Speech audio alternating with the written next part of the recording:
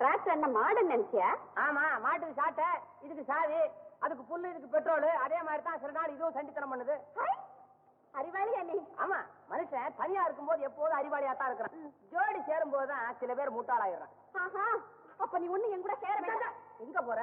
என் கூட சேர்ந்தாதான் நீ முட்டாளாயிடுவியே. ஐயோ, அதுல பாரு சொக்கி, பிரம்மச்சாரியா இருந்துகிட்டு புத்திசாலித்தனமான வாழ்க்கை நடத்துறத காட்டலாம். குடும்பத்தினாயே முட்டாளா இருக்கிறது எத்தனை தொகை இருக்கு தெரியுமா?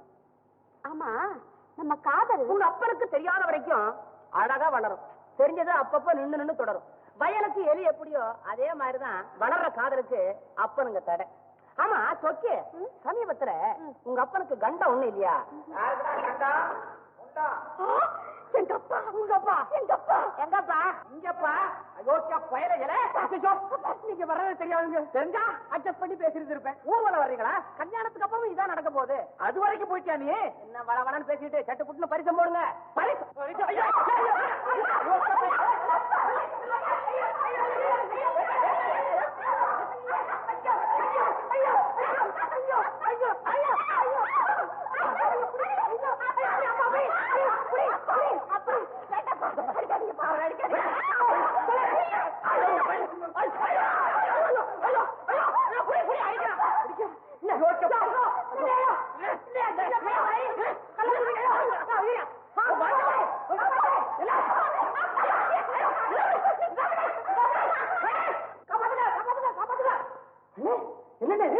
ஆமா, அது இருக்கட்டும், நீயே ஓடியாத. ஆமா, அவ்வளவு பெரிய குத்தம் என்ன செஞ்ச? கேளுங்க தம்பி, கேளுங்க.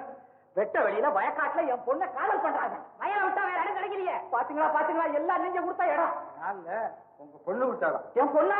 கேளுங்க, நீங்க இப்பதான் பாத்தீங்க, நான் அன்னைக்கே பாத்துனேன். போனா போகுது, ரெண்டு பேருக்கும் கல்யாணம் பண்ணிருக்கேன். அங்க அங்க நீ மாடு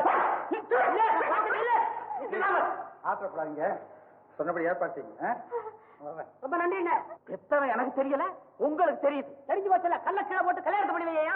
அப்பா என்ன மன்னிச்சிருங்கப்பா, நான் அவரைத்தான் வந்து மாமா மாமா. யாரா மாமா?